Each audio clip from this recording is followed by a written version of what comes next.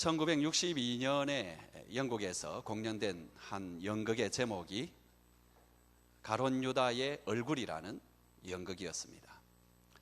그 연극의 내용은 이렇습니다. 한 영화 제작사가 이 가룟 유다의 모델이 될 만한 사람을 찾아 나서는 그 과정을 쭉 그린 것이 내용의 전부입니다.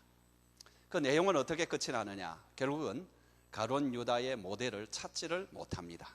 그런데 그 연극의 마지막 부분이 어떻게 끝이 나는가 하니까 모든 사람들이, 그러니까 출연했던 모든 사람들이 다 나와가지고 관객들에게 이렇게 말하는 것입니다. 당신도 유다가 될 수 있다. 엄청난 충격을 받고 이 관객들이 그 자리를 떠나게 됩니다. 영화 제작사는 예수님에게 가장 가까이 있다고 생각하는 그 사람이 바로 유다가 될 수 있다는 것을 지적하기 위해서 이 연극을 만들었다, 이렇게 말하고 있습니다. 누구라도 가룟 유다가 될 수 있다. 참 섬뜩하고 기분 나쁜 소리지만은, 정말로 우리에게 일어나서는 안 될 일이지만은, 그래도 한 번 정도는 우리 자신에게 내가 가룟 유다가 될 수 있다, 이것을 적용해 보는 것이 필요하고 유익할 것입니다. 오늘 설교는 그렇게 해보려고 합니다. 지금은 사순절 기간입니다. 우리가 평소에도 예수님의 십자가를 많이 생각하지만 이 사순절 기간에는 십자가에 못 박히신 예수님을 많이 생각합니다. 그래서 그 예수님을 생각하면서 그 곁에 있었던 사람들이 어떤 사람이었는가, 이것을 제가 당분간 좀 생각해 보려고 합니다. 그래서 지난주에 살펴본 인물이 베드로였고, 이번 주에는 가룟 유다를 생각을 해보겠습니다. 유다를 생각할 때 사람들이 굉장히 오해를 하고 오해를 만들어낸달까요? 착오를 만들어내는 그런 말들이 많이 있습니다. 다시 말하면 유다라는 사람을 굉장히 미화시켜가지고 이렇게 그를 이렇게 변호하는 그런 말들이 많이 있습니다. 예를 들면 대표적으로 왜 유다가 이렇게 배반을 했겠는가, 그것을 흔히 말할 때 한 두 가지 이유를 대는데 역사적 근거가 전혀 없는 것이고 그냥 상상력에 의한 것입니다. 하나는 뭐냐 하니까 유다는 남쪽 지방의 출신 사람이고 나머지 제자들은 북쪽 지방의 출신이었기 때문에, 그래서 유다는 아무래도 따돌림을 받았다. 그런데 예수님께서는 이 유다를 굉장히 신임해서 재정을 맡겼기 때문에 굉장히 질투를 받았다.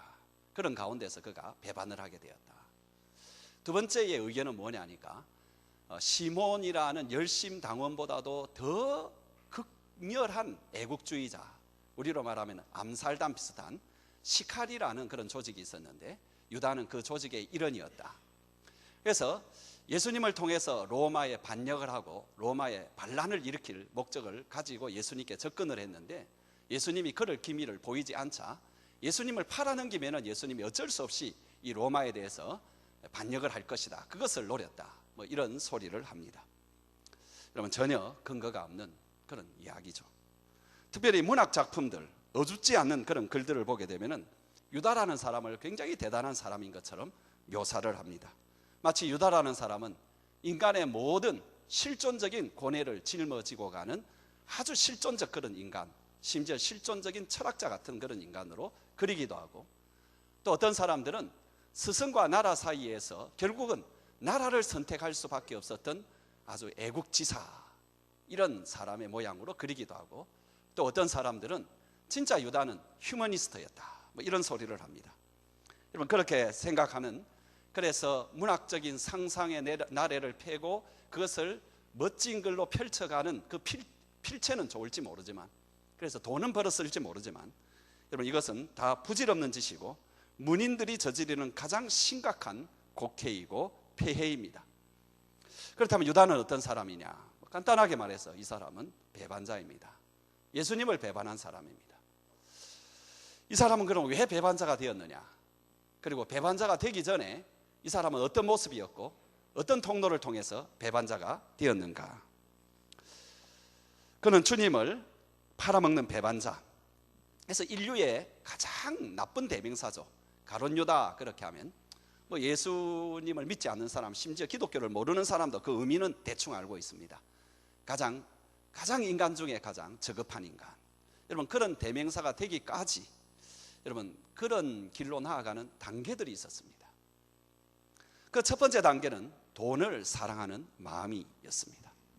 성경에서 가룟 유다가 누구냐라고 말할 때 그는 누구다라고 딱 찝어서 말한 것이 딱 한 군데 나옵니다. 요한복음 12장 6절인데 뭐라고 나오느냐니까 그는 도둑이다 이렇게 나옵니다. 유다는 한마디로 말하면 도둑입니다. 도둑인데 돈을 사랑한 도둑입니다. 뭐 돈을 사랑하지 아니하는 그런 도둑도 있는가 그건 잘 모르겠습니다만은 돈을 사랑한 도둑입니다. 근데 이 사람이 돈을 너무 사랑했기 때문에 예수님을 팔 때에만 돈을 챙긴 것이 아니라 그는 도둑으로서 평소에도 돈에 대한 탐욕으로 돈을 훔친 사람입니다. 그게 여러분 요한복음 12장 6절에 나오는데 이렇게 나옵니다. 그는 도둑이라 돈깨를 맞고 거기 넣은 것을 훔쳐가미러라. 여기에 넣은 것을 훔쳐간다라는 이것은 현재형으로 되어 있는데 여러분 영어 우리 중학교 공부를 할 때 그런 거 있잖아요. 현재형의 의미는 습관적인 행동을 나타낼 때에 현재형을 쓴다. 이게 그겁니다 지금. 그러니까는 지금 유다는 계속해서 돈을 훔쳐왔던 그런 사람이었던 것입니다. 예수님을 팔 때도 목적이 뭐였느냐? 돈이었습니다. 오늘 읽은 본문 15절에 보게 되면은 우리 예수님이 우리 그 예수님을 이 유다가 단순하게 배반한 것이 아니고 여러분 여기에 예수님의 몸값을 흥정하는 장면이 나옵니다. 얼마 줄래? 보세요. 그는 뭐라고 했느냐니까 내가 예수를 너희에게 넘겨주리니 얼마를 주려느냐? 은 5개 줄게. 안 된다. 10개 줄게. 안 된다. 20개도. 그럼 15개 줄게.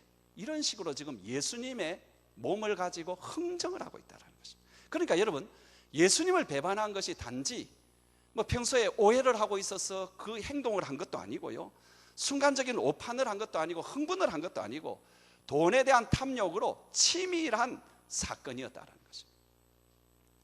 그는 돈에 대한 욕심으로 예수를 배반했습니다.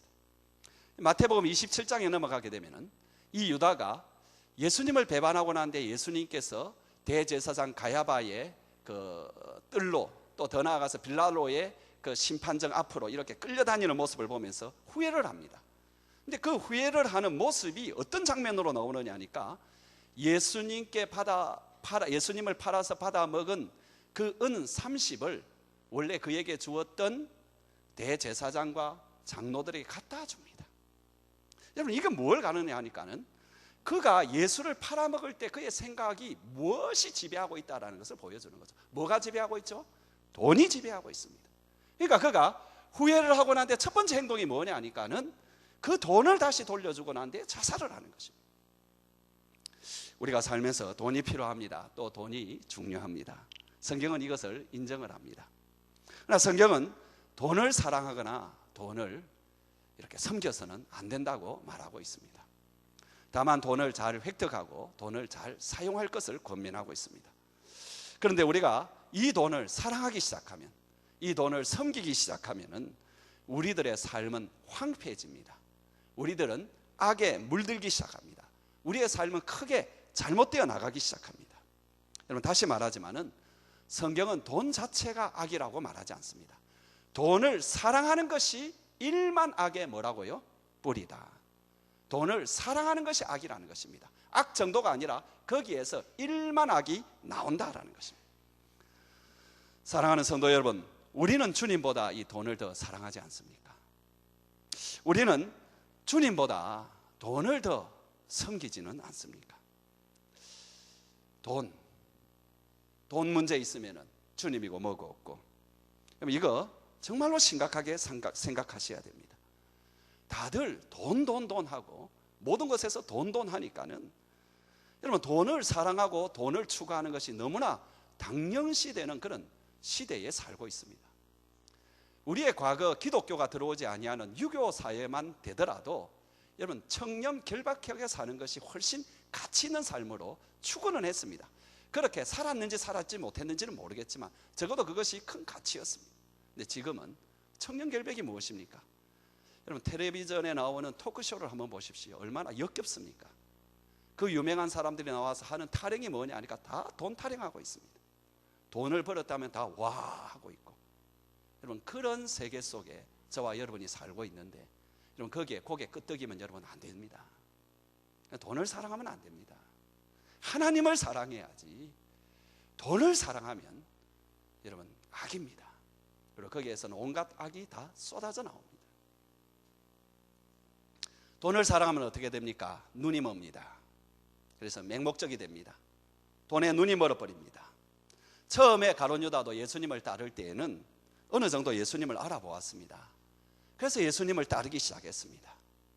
그런데 이 예수님과 함께하는 세월이 갈수록 다른 제자들은 참 그 속도는 늦지만은 조금 예수님에 대해서 깨달아가기 시작했습니다. 알기 시작했습니다. 근데 가룟 유다 이 사람만큼은 오히려 눈이 어두워집니다. 왜? 돈독이 오르니까, 돈 맛을 아니까. 결국 여러분 예수님에 대한 시야가 완전히 어두워져 가지고 예수님을 은 30에 팔아먹습니다. 은 30은 당시에 노예 한 사람의 일반적인 가격이었습니다. 그러니까 예수님을 노예 한 사람, 정확하게 표현하자면 노예 한 마리 정도로, 그 정도로 보였습니다. 아니 3년 동안 예수님을 따라다니면서 예수님의 말씀을 들었는데, 저는 중학교 2학년 말 3학년 올라가면서 교회를 처음 다니면서 성경을 보래서 신약을 보면서 그때 예수님의 그 가르치는 것을 보고 이분이라면 내가 정말 따라갈 만한 분이다, 그렇게 해서 예수를 저는 믿었습니다. 그런데 이 유다는 바로 그런 예수님의 말씀을 현장에서 3년이나 들었는데, 이분이 어떤 삶을 사셨는지 옆에서 보았는데, 심지어 이분이 어떤 기적을 일으켰는지 옆에서 보았음에도 불구하고 결국 눈이 얼마나 어두워졌는지 예수님을 노예 한 마리로 팔아먹고 말았다. 아니 이렇게 어두워질 수 있습니까? 아니 이렇게 될 수가 있습니까? 사랑하는 성도 여러분, 주님께서는 사람이 눈이 어두워지면 끝장이라고 말했습니다. 주님의 표현에 따르면 한번 눈이 어두워져 버리면 그 사람의 온몸, 다시 말하면 온몸이 하는 모든 행동들은 다 어두운 행동을 한다. 사람의 눈이 어두워지면, 영적인 눈이 어두워지고 인생을 보는 눈이 어두워져 버리면 그 인생은 더러워집니다. 끝장이 납니다. 그래서 정말로 우리가 기도할 제목이 있다면, 주여 내 눈이 돈에, 세상에, 하나님이 기뻐하지 아니하는 그 어떤 일에, 여러분 거기에 내 눈이 멀지 않게 하여 주시옵소서. 어두워지지 않게 하여 주시옵소서. 왜 우리가 하나님의 말씀을 여러분이 끊임없이 들어야 되느냐? 하나님의 말씀을 끊임없이 보고 생각하고 하나님의 말씀을 배워야 되느냐? 눈이 어두워지지 않게 하기 위해서입니다. 더 나아가서 그러면 이 사람은 어떻게 되었습니까? 모든 관계가 부정직하고 위선자가 되었습니다. 위선이라는 것은 자기를 철저히 숨기고 자기가 다른 어떤 사람인 양 이렇게 내보이는 것인데, 그것을 하기 위해서는 자기 자신에게는 굉장히 강한 그런 변호와 방어와 변명을 합니다. 근데 위선자의 또 한 가지 특징은 뭐냐니까, 다른 사람에 대해서 불필요한 공격을 해댑니다. 지금 유다가 그렇게 되었습니다. 이 사건 바로 앞에 일어나는 사건이 한 여자가 옥합을 깨뜨려서 예수님의 발에 붙는 사건이 나오는데, 그때에 이 아름다운 여인의 헌신을 공격한 사람이 바로 이 유다입니다. 요한복음에 보면은 이 유다가 그 공격을 해댑니다. 근데 그 공격을 하는 그 말도 얼마나 가식적인지 모릅니다. 뭐라고 하는지 아세요? 이 향유를 어찌하여 300데나리온에 팔아 가난한 자들에게 주지 아니하였느냐? 가난한 사람을 굉장히 이해하는 것처럼, 사람이 자기 자신의 약점이나 자기의 죄나 문제점을 감추기 위해서 필요 없이 주위에 있는 사람들을 공격을 해댑니다. 그러면서 자기는 마치 그런 종류의 사람이 아닌 것처럼 보이게 합니다. 지금 유다는 도적질하기 위해서 그 300데나리온의 그 향유가 그게 탐났겠죠. 근데 그것보다도 이 사람은 자기가 도적인 것을 숨기기 위해서 이 아름다운 여인의 이 헌신을 공격을 해대는 것입니다. 그럼 가룟 유다는 이런 위선을 하고 자기를 숨기고 한 이 일에 철저히 성공을 했습니다. 예수님께서 너희 중에 한 사람이 나를 팔 것이다 말했을 때, 평소에 이 사람이 그 위선에 성공하지 못했다면 사람들이 다 가룟 유다를 이렇게 쳐다봤을 겁니다. 그런데 아무도 안 쳐다봤습니다. 또 여러분, 이 사람은 아까 말씀드린 대로 평소에 습관적으로 돈깨를 맡아서 거기서 훔쳐냈습니다. 그런데 그 재정적 사고가 한 번도 일어나지 않았습니다. 일어났죠. 그런데 그것이 눈치채지 못했습니다. 성공했습니다. 성공한 것이 이 사람에게 가장 큰 비극입니다. 가장 큰 비극입니다. 남을 속이는데 성공한 것, 이것처럼 더 큰 비극이 없습니다. 왜요? 이 사람은 더 이상 회개의 기회가 없기 때문에 그렇습니다. 그리고 이 선자는 당연히 모든 인간관계에서 진실하지 못하고 하나님 그분에게도 진실하지 못합니다. 이 본문에 보면 가룟 유다가 지금 그런 모습이 나옵니다.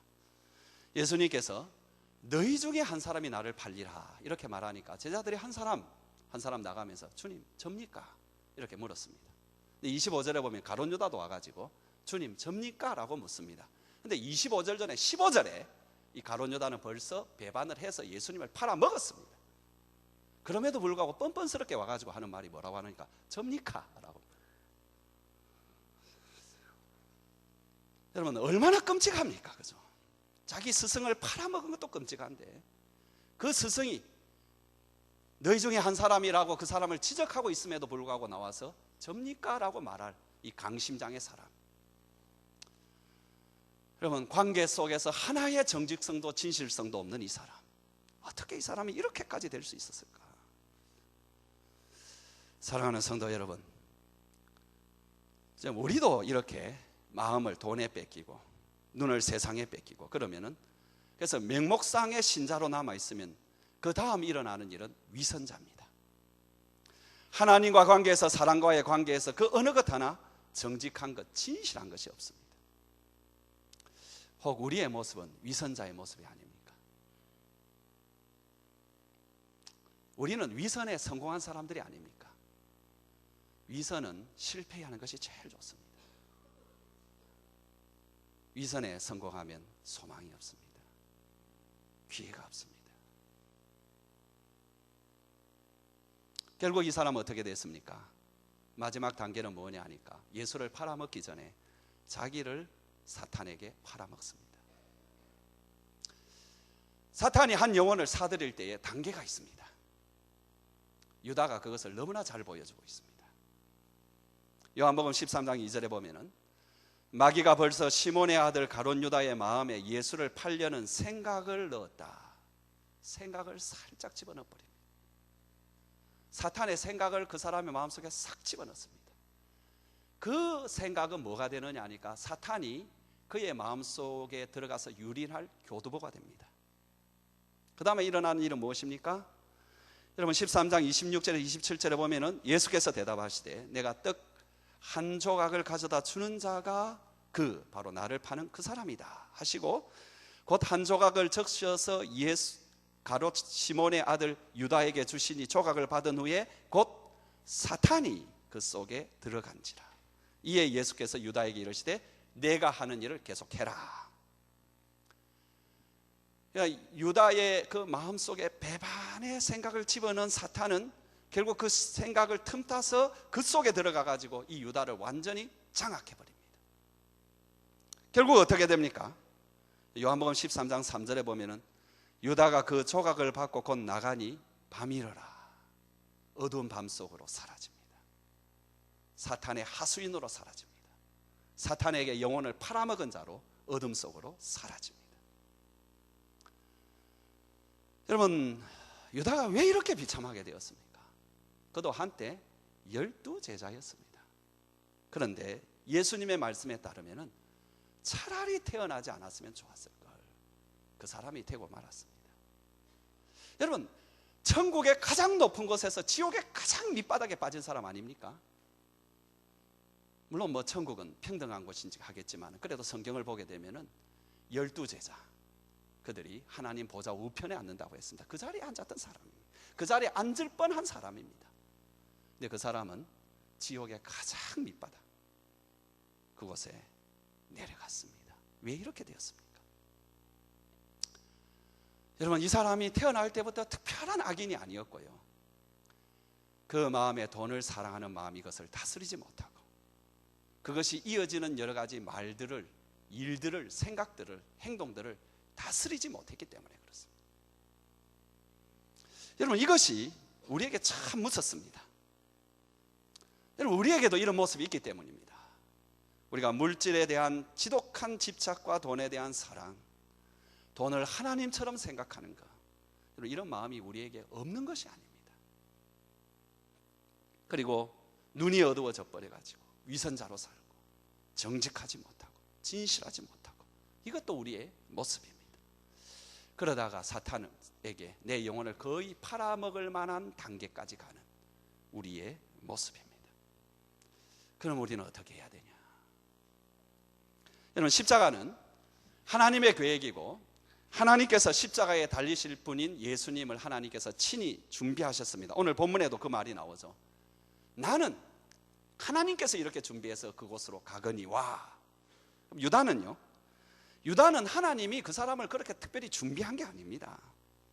우리는 그 세계에 대해서 오늘 오후에 배울 것입니다. 하나님의 작정과 인간의 자유의지에 대해서 배우겠습니다. 그렇지만 어쨌든 그것은 지금 그 당시에 그냥 살아가던 한 사람인 유다가, 여러분, 성경의 영원한 배반자 가룟 유다가 된 것은 그가 그냥 선택해서 그렇습니다. 그가 돈을 사랑하는 마음에서 선택해서 그렇게 된 것입니다. 그래서 앞에 말씀드린 대로 저와 여러분도 얼마든지 가룟 유다가 될 수 있다는 거죠. 유다의 얼굴이라는 연극에서 마지막 출연자들이 관객을 향해서 말한 말, 당신도 유다가 될 수 있다라는 말이 섬찟하게도 이게 저와 여러분에게 사실이라는 것입니다. 여러분, 유다의 얼굴이 따로 정해져 있는 것이 아닙니다. 잘 알려진 이야기, 저도 한번 이야기를 여러분 드린 것이 있는데요. 레오나르도 다빈치가 최후의 만찬에 유명한 그림을 그릴 때 이 그림이 몇 년에 걸쳐서 그린 그림입니다. 수많은 세월 동안 그린 그림입니다. 이 그림을 그릴 때 제일 처음 여러분 그린 인물이 예수님부터 그렸습니다. 그리고 이제 세월이 지나고 또 한 인물을 지나가서 몇 년이 지나고 난 뒤에 가룟 유다의 얼굴을 그릴 차례가 되었습니다. 그래서 이 사람을 그릴 만한 모델을 찾아야 되겠다 해서 모델을 찾았습니다. 그 사람이 놀랍게도 첫 번에 예수님의 모델이 된 그 사람이었다고 합니다. 예수님의 모델이 되었던 그 사람이 몇 년이 지나자 가룟 유다의 모델이 될 만한 사람으로 변한 것, 이것이 사람이라는 것입니다. 이것이 저와 여러분의 모습이라는 것입니다. 그러면 우리는 정말 어떻게 해야 되느냐? 이 가룟 유다처럼 되지 않기 위해서 우리는 어떻게 해야 되느냐? 유다가 보여주는 그 타산지석의 교훈을 우리는 꼭 받아들여야 됩니다. 제일 첫 번째 가장 중요한 것은 저와 여러분에게 진실한 신앙 고백이 있어야 됩니다. 그래서 하나님과의 관계가 형성이 돼야 됩니다. 이게 안 되면 신앙생활을 아무리 오래 해도 헛것입니다. 여러분, 분명히 제가 말씀드립니다. 이것을 아무리 여러분 신앙생활을 많이 하더라도 헛것입니다. 가룟 유다는 자기의 신앙 문제를 한 번도 해결한 적이 없습니다. 가룟 유다가 아무리 돈을 사랑하였고 돈에 눈이 멀었고 다른 사람들과의 진실된 관계를 맺기 어려운 위선적이고 부정직한 사람이었음에도 불구하고 그가 한 번이라도 제대로 예수님을 보았다면, 예수님을 만났다면, 예수님이 누구신지 제대로 깨달았다면, 그리고 베드로처럼 그 신앙 고백을 그도 한 줄기만 할 수 있었더라면 이렇게 끝까지 예수님을 배반한 이런 사람은 되지 않았을 것입니다. 그는 날마다 예수님을 가장 가까이 지냈지만 진작 그분을 한 번도 알아본 적이 없고 그분을 믿어본 적도 없고 그분에 대한 신앙 고백도 한 적이 없었습니다. 이게 그래서 소위 신앙생활을 하고 있다라는 저와 여러분에게 매우 두려운 이그젬플입니다. 우리도 그럴 수 있다는 것입니다.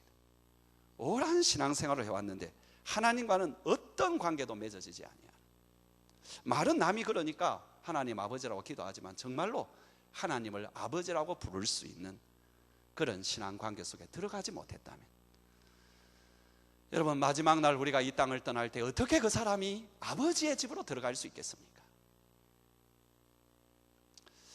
여러 위대한 고전 작품을 쓴 바르피 목사가 그의 신앙 고백을 아주 단순하게 이렇게 표현하였습니다. 주여, 나로 하여금 이 세상을 벗어나 평화 속에서 당신의 구원하심을 알게 하소서. 주여, 나의 죄악은 영원한 죽음을 가져오나 당신은 이 죄인을 위하여 죽으셨나이다. 어느 날 이 바르피가 이 글을 베케넴 지방의 교구 목사였던 마시 목사에게 전해주었습니다.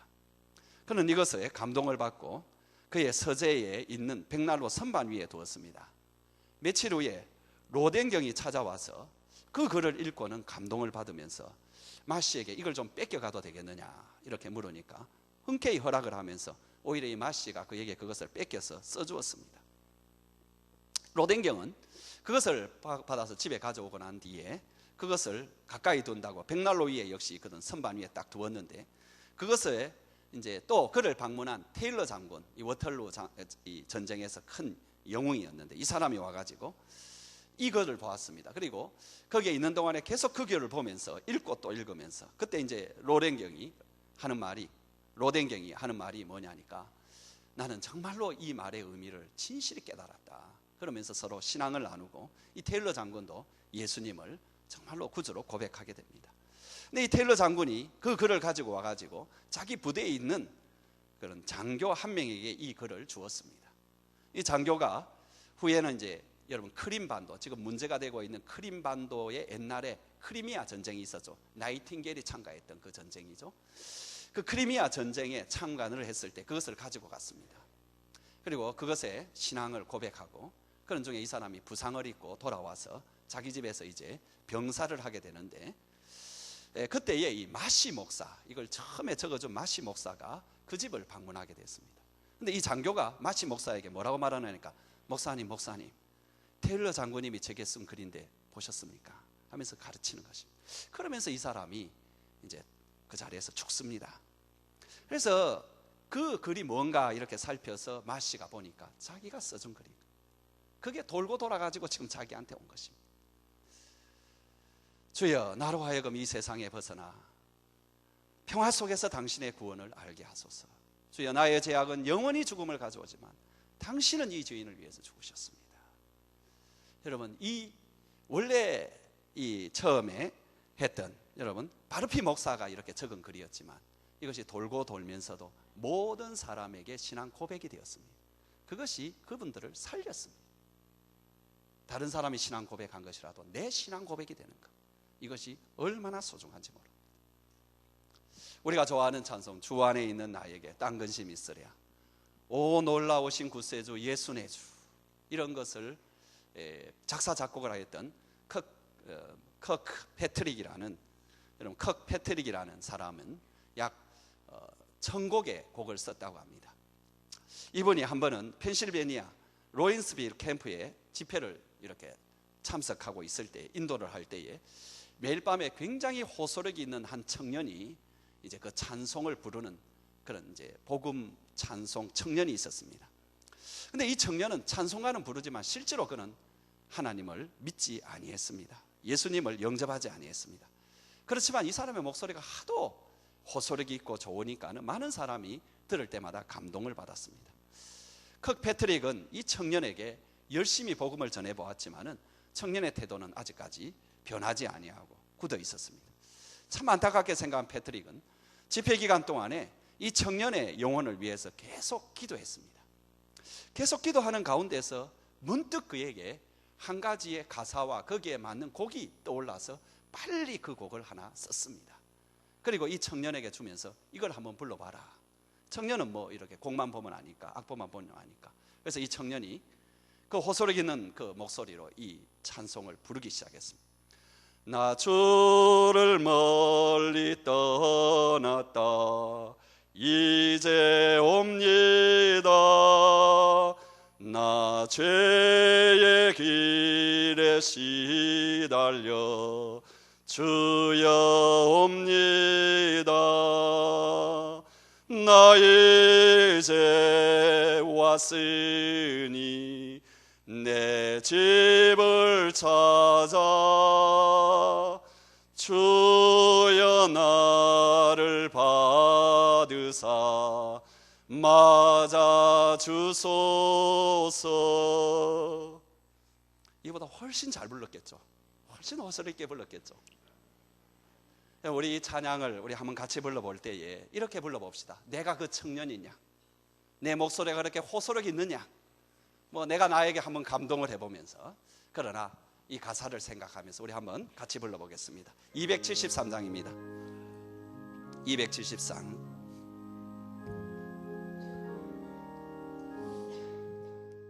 나 주를 멀리 떠났다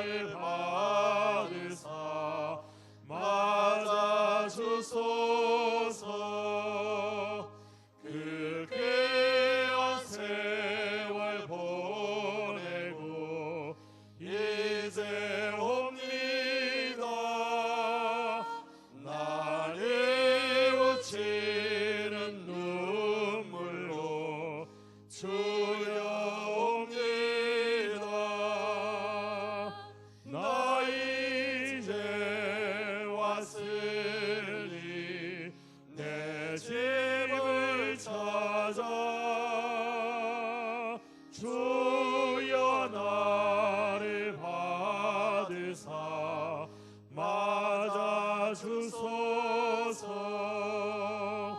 나 죄에 매여 고달파 이제 옵니다. 주 크신 사랑 받고자 주여 옵니다. 나 이제 왔으니 내 집을 찾아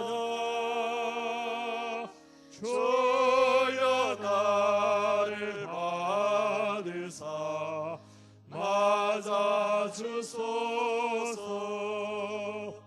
이 병든 마음을 고치려 이제 옵니다.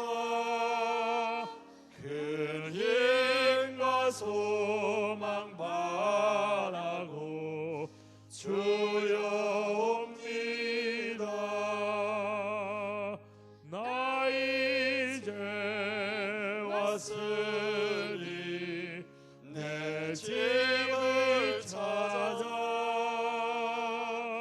주여 나를 받으사 맞아 주소서. 나 바랄 것이 무엇인가? 나 바랄 것이 무언가? 우리 주 예수 나를 위해 죽임 당하시 믿고 옵니다. 나 이제 왔으니 내 집을 찾아 주여 나를 도와주사 맞아 주소서. 이 청년은 이 찬송을 사실은 5절까지 다 부르지를 못했습니다. 중간에 엎드려서 그는 외쳤습니다. 주님, 내가 주님을 떠난 죄인이었습니다. 사실은 죄에 고달파서 너무나 힘들었던 죄인이었습니다. 주님, 나를 구원하여 주시옵소서. 주님, 나를 받아 주시옵소서. 주님, 나를 맞아 주시옵소서. 이렇게 고백하고 구원받았습니다. 이것이 찬송가 273장에 얽혀있는 내용입니다. 여러분, 그 찬송 하나가 자기의 고백이 될 때에 구원을 받습니다. 이 청년이 수천 번 수만 번 아무리 좋은 목소리로 불러도 자기 고백이 되지 못한다면 그것은 자기를 구원하지 못합니다. 사랑하는 성도 여러분, 우리가 정말 해결해야 될 것이 한 가지 있다면 하나님께 대한, 예수님께 대한 나의 신앙 고백입니다. 신앙 고백도 없고 구원받은 일도 없고 그저 교회만 다니면 이 얼마나 큰 비극입니까? 다른 건 몰라도 신앙 고백은 하셔야 됩니다. 더 나아가서 우리가 할 일이 뭐냐? 정직하고 특별히 관계에서 진실해야 됩니다. 여러분, 이게 안 되면 사람이 빛으로 나가지 못하고 어둠 속에 계속 살고 결국 자기 신앙에 이르지를 못합니다. 유다가 지금 그렇지 않습니까? 그는 엄청난 문제가 일어났음에도 불구하고 그것을 한 번도 주님 앞에 가서 주여, 내가 이런 것이 문제가 있습니다. 어떻게 할까요? 이렇게 한 번이라도 말했다면 주님께서 그를 빛 가운데로 이끌어 주시지 않았겠습니까? 사람들에게도 마찬가지입니다. 이미 살펴본 대로 철저하게 과면을 쓰고 꽁꽁 숨기고 위선자로 살았기 때문에 함께 있는 사람들도 그를 도와줄 기회가 없었습니다. 이 세상에서도 그렇지만은 신앙 세계에서 누가 제일 무섭냐? 누가 제일 위험하냐? 누가 제일 사실 비극적이냐? 자신을 꽁꽁 숨기고 정직하지 않고 위선하는 사람들입니다. 그래서 우리는 정말 정직하고 진실해야 됩니다. 먼저 주님을 만날 때, 기도할 때부터 정직해야 됩니다. 정직하면 나오는 것이 회개입니다. 나의 나된 모습, 내가 한 행동, 내가 결정한 것들, 내가 한 말들, 내가 어떤 생각을 하고 있는가 생각할 때에 우리에게 있는 더러운 죄, 어리석은 죄, 부끄러운 죄, 여기에 대하여 우리는 토해낼 수밖에 없고 그것이 회개입니다. 그럴 때에 전능하신 그분으로부터 치유가 있습니다. 하나님 앞에서 정직해야 됩니다. 흔히 말하는 대로 베드로와 유다 모두 다 주님을 배반했지만 베드로는 회개를 하고 유다는 후회를 했다고 합니다. 회개와 후회가 뭐가 다르느냐? 여러 가지가 있겠지만 가장 큰 차이는 회개는 하나님 앞에서 하는 것입니다. 하나님 앞에 죄를 지었다 생각하고 그 하나님과의 관계를 회복하는 것입니다. 그러나 회개는 그냥 자기 한 일에 대해서 후회하는 그 정도, 후회는 그 정도밖에 되지 않습니다. 사람 앞에서도 진실해야 됩니다. 특별히 그리스도인들과의 관계 속에서 진실한 교제가 이루어져야 됩니다. 이것이 참 중요합니다. 야고보서 5장 16절에 보면은 그리스도인들 사이에서 있어야 될 교제를 이렇게 보여주고 있습니다. 같이 읽어보겠습니다. 그러므로 너희 죄를 서로 고백하고 병이 낫기를 위하여 서로 기도하라. 의인의 간구는 역사하는 힘이 많으니라. 여러분, 이 말씀을 들으면은 아무래도 좀 부담스럽죠? 야, 이거 숨기고 싶은 죄가 얼마나 많은데 그걸 다 말하라니. 야, 이거 못하겠다. 내가 예수는 믿어야 되겠지만 이건 참 힘들겠다. 이런 마음이 들 것입니다. 근데 여기에 나오는 이 말은 여러분이 지은 모든 죄를 다 그냥 이야기하라, 그런 뜻이 아닙니다. 그보다도 지금 문맥 가운데서는 이 병과 관련된 특별한 죄가 생각난다면 그 죄에 대해서 네가 회개를 해라. 그리고 형제들 앞에서 그것을 함께 이야기하면서 해라. 또 더 나아가서 너가 다른 형제들과 이야기할 때 모든 것을 다 말할 것은 아니지만 지금 적어도 너가 말하는 것에 있어서는 진실해야 된다. 이해가 되시죠? 여러분, 서로 진실해야 됩니다. 자기의 이야기를 할 수 있어야 됩니다. 자기의 이야기를 꽁꽁 숨기는 사람, 여러분, 이 사람들은 참 안타까운 것은 회개의 기회가 없고 변화의 기회가 없다는 게 참 안타까운 일입니다. 마지막으로 회개와 변화의 기회는 오늘이라는 기회를 놓치지 말아야 됩니다. 사람에게는 기회가 있습니다. 문제는 그 기회를 놓치는 것입니다. 유다가 그렇습니다. 며칠 전에 이웃 교회 목사님을 제가 모시고 어디에 갈 일이 있어가지고 가는데 그분께서 뭐라고 말씀하시느냐 하니까 유다의 이야기를 하면서 유다에게는 5번의 회개의 기회가 있었다. 사실 제가 그 말 듣고 이번에 유다를 해야 되겠다 그런 생각을 했습니다. 그래서 5번의 기회가 있다. 그래서 집에 와서 한번 찾아봤습니다. 어느 때가 이렇게 기회가 있는가 찾아보니까 제일 먼저 향유 부은 여인과의 대화에서 유다의 그 탐욕을 예수님이 책망을 하십니다. 그 번째로는 너희 중에 한 사람이 나를 팔 것이다. 세 번째로는 나와 함께 그릇에 손을 넣는 그 사람이 나를 팔 것이다. 네 번째로는 떡 한 조각을 주시면서 그 말씀을 하시고 그 다음에는 그 사람은 차라리 태어나지 않았으면 좋았을 것이다. 이 말씀을 하시고 나는 아니지요 할 때 네가 말하였다. 마지막으로는 네가 하는 일을 계속해라. 여러분, 이런 것들은 다 회개의 초청이죠. 그래서 제가 찾아보니까 7번. 제가 좀 낫다 뭐 이런 생각. 여러분, 7번이 중요한 것이 아니고, 그죠? 7번이 아니죠. 이게 몇 번입니까? 수없죠. 3년 동안 따라다니면서 얼마나 기회가 많았겠습니까? 얼마나 기회가 많았음에도 불구하고 그 기회가 있을 때마다 좀 이따 가지.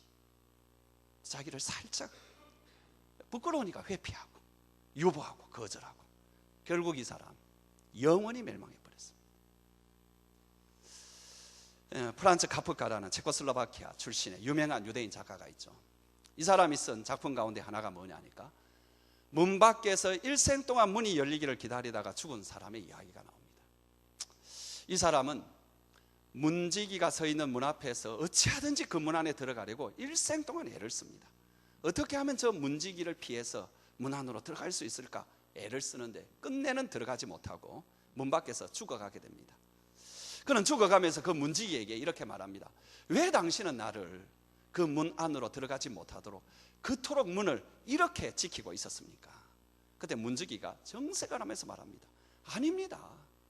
이 문은 당신을 위한 문입니다. 당신을 돕기 위해서 나는 여기에 서 있었던 것입니다. 그래서 이 사람이 또다시 묻습니다. 그런데 왜 당신은 내가 들어가려는 그 문을 앞에서 막고 서 있었습니까? 아닙니다. 당신을 위해서 즐거운 마음으로 문을 열어드리려고 내가 여기에 서 있었습니다. 그런데 당신은 한 번도 나에게 문을 열어달라고 그 안에 들어가고 싶다고 요청한 적이 없습니다. 문 밖에 서가지고 문에 들어오는 것처럼 보이지만 한 번도 문을 열어달라고 요청한 적이 없는 이 사람, 결국 문 앞에서 들어가지 못하고 죽었습니다. 여러분 앞에 문이 있습니다. 회개의 문이 있고 회복의 문이 있고 구원의 문이 있는데 한 번도 열어보지 아니하려고 하고, 내가 사랑하는 거 끝까지 붙들고 사람 앞에 내 체면 세우는 거 그것만 생각하고 그렇게 살다가 그 앞에 죽어가는 그 인생 되지 말기를 바랍니다. 그 인생 되지 말기를 바랍니다. 우리 가운데 한 사람도 그런 인생 나오지 않기를 바랍니다. 여러분, 이 시간에 좀 침묵 기도를 좀 하겠습니다. 오늘 들은 말씀 중에 여러분 가슴에 남아있는 한 가지 붙잡고 좀 기도했으면 좋겠습니다. 내가 너무 돈을 사랑하고 있는 건 아닌가? 너무 돈을 섬기는 것은 아닌가? 돈이 필요하다는 건 알고 있지만은 돈을 사랑하기 시작하면 그게 악이고 일만하게 뿌리라고 성경은 말하는데, 내가 돈 하면서 살아온 건 아닌가? 그래서 처음에 예수님을 만났을 때는 예수님 제대로 알아보았는데, 어느덧 지금은 예수님이 뭐고 내게 있는 이 돈, 내가 붙잡아야 될 돈, 이 돈 때문에 예수님도 그냥 가볍게 생각하고 못 알아보고 하는, 그것 하는 데 있지 않는가? 나는 인간관계 속에서 늘 숨기기 위해서 거짓말하고 위선하고 그렇게 되어버리고 있는 것은 아닌가? 하나님 앞에서도 심지어 정직하지 못하고, 정직하지 않으면 소망이 없다던데, 하나님 앞에 사람 앞에 진실해야, 그게 뭐 깨끗하게 산다는 의미가 아니라 적어도 내가 지은 죄, 내가 하나님 앞에 내 자신의 모습은 하나님이 보시는 것처럼 내가 한번 봐야 되는데, 인정을 해야 되는데, 또 어떤 사람은 이런 생각을 할 것입니다. 내 자신을 사탄에게 내준 것은 아니냐? 사탄이 내 마음에 심어준 그 생각을 내가 버리지를 못하고 붙잡고 있으니까 이 생각이 5배로 커지고 10배로 커져서, 처음에는 조그마한 불망이 이제는 하나님을 원망하고 신앙도 버리고 싶은 마음. 그래서 사탄이 나를 마음껏 유린해도, 우리는 음식을 하나 먹을 때도 골라서 먹으면서 사탄이 내 마음에 들어와서 유린하는 것은 그냥 내버려 둬버리고, 그래서 결국 하는 짓이 뭐냐니까 사탄이 하는 일, 그 일을 하고 있는 그런 존재가 된 건 아니냐. 또 어떤 분은 이렇게 말할 것입니다. 내가 진정으로 하나님과의 관계가 이루어져 있겠냐? 내가 진정으로 하나님, 그분 앞에 신앙 고백을 한 적이 있냐? 1000번 만번 찬송을 불렀어도 그것이 진실한 내 신앙 고백이 된 적이 있냐? 기회를 놓치지 않아야 되는데, 기회는 오늘밖에 없는데, 성경적으로 말하면 오늘밖에 없는데 내가 이 기회 놓치지 않아야 되겠는데, 이 시간에 여러분, 제가 여러분에게 2분의 시간을 드리겠습니다. 여러분 각자가 하나님 앞에 여러분 마음에 걸리는 그 문제를 가지고 하나님 앞에 나아가시기 바랍니다.